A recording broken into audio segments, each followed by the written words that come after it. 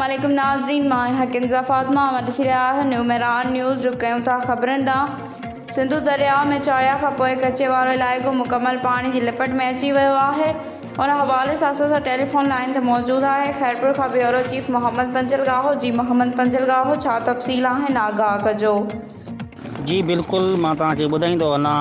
सिंधु दरिया में चाड़ खां पोइ खैरपुर जो कचे वारो इलाइक़ो मुकमल पाणीअ जे लपेट हेठि अची चुको आहे।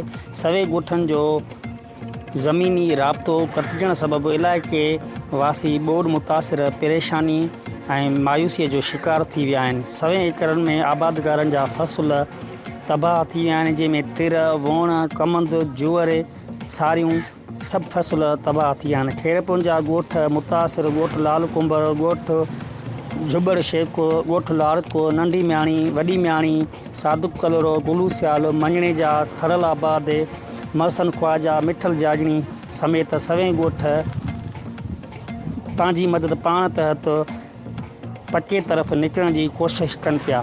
ज़िले इंतिज़ामिया तरफ़ां का बि इमदाद मुहैया नाहे कई वई, नई का ॿेड़ी मुहैया कई वई आहे। अफ़सोस आहे DC खैरपुर ते।